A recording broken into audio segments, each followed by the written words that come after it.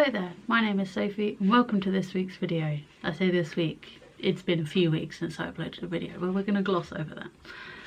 This week I thought I would talk about driving again, because I did a couple of videos about driving last year when I started learning to drive, and then I did a driving update, and then I started to kind of wonder what a driving update meant. I didn't want to sit and go, in this lesson I learned about parallel parking, and in this lesson I learned about going over a crossroads. I wasn't exactly sure what to talk about. Not that there is anything I'm supposed to talk about, I just couldn't figure out if there was anything substantial to say. However, I've mentioned in my weekly vlogs and all over my social media that I passed my driving test almost exactly a month ago actually. I haven't really talked about the process of taking the test at all, so I thought I'd talk about that.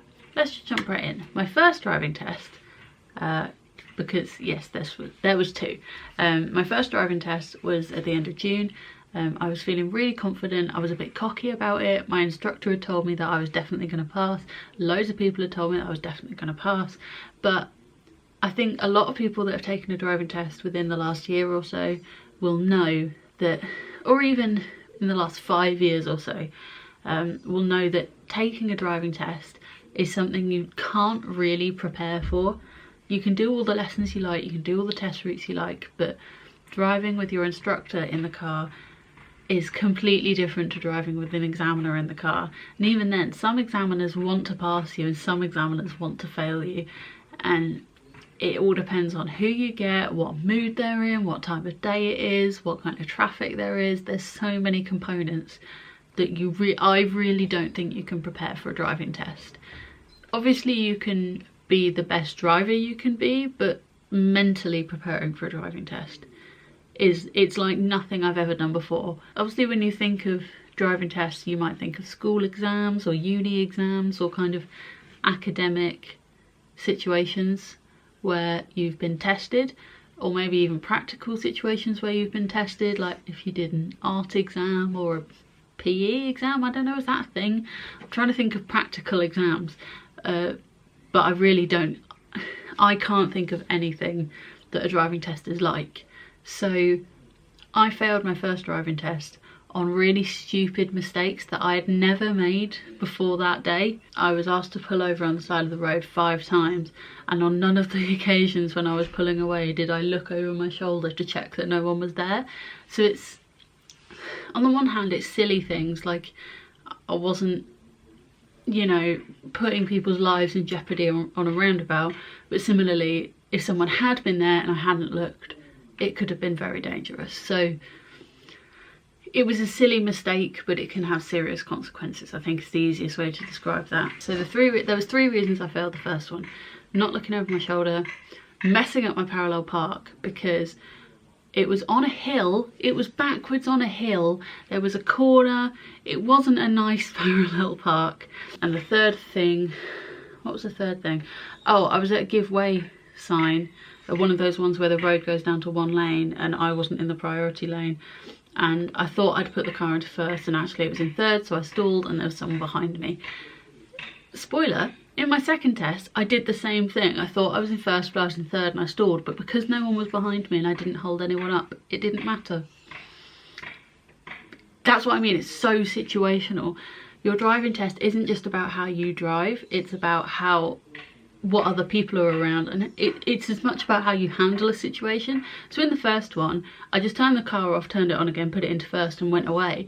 But because I'd held up that man in the van behind me, it affected it. So yeah, long story short, I failed the first test. I really don't think there was anything more I could have done, to be honest. But because I'd had that experience of being in that test scenario, the second one was fine. I got 4 minors. I really thought I'd failed it. Because I'd failed the first one, I was just like, oh, well, I'm never going to pass now, am I? I had a really bad feeling about it. But then we pulled into the test centre and she told me I'd passed.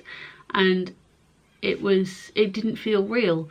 And that afternoon I sorted out my car insurance and my boyfriend and I went for a drive because he'd passed his driving test the week before. And since then, in the month since I passed my test, we have driven to Basingstoke via Oxford and then to Reading and home from Reading. We've driven to York and back. We've driven to Bournemouth and back. We're moving down to Reading next weekend and going via Elstree in London. We've done literally hundreds of miles and tested the fuel economy of my car, and it is fantastic. It cost me £43 to fill it up from basically nothing, and it can get me to Bournemouth and back, which is 400+ mile round trip. I love my car. I love my car so much. So in terms of I keep having to remind myself this is an update, so I'm meant to be updating. So I failed the first test, passed the second test because I had the experience of the first test, and so many people I've talked to have said that they did the exact same thing. It's just something you can't prepare for. I was thinking, I have so many business ideas in my head, but I think there's a business scope for retired driving examiners to do mock exams. You can do as many test routes as you like with your instructor, but it will never be the same as an exam.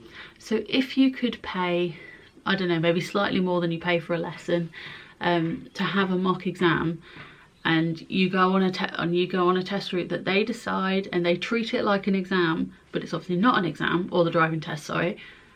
That could be so helpful. I love driving so much. I just really, really enjoy it.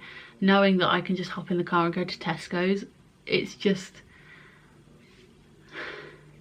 I come from a very, very small town, and to get to anywhere really, there's a bus maybe once or twice an hour, and that's more expensive than driving. And I just feel like I have the whole world at my fingertips, and that probably sounds really melodramatic, but I really am from the middle of nowhere. Yeah, I don't feel like this was much of an update, but I thought I'd publish a bit of a conclusion, because I did post a couple of driving videos and then I put it in my weekly vlog, but I've not been very good at weekly vlogging at the moment, or making YouTube videos at all at the moment. So I thought I'd just film this little conclusion. If you have any questions about driving in the UK, or learning to drive, or taking your test, or anything, or cars, I've been car shopping, car tax, insurance, things like that, do let me know in the comments down below. Otherwise, thank you for watching, hope you're having a great day, and I'll see you next time. Bye!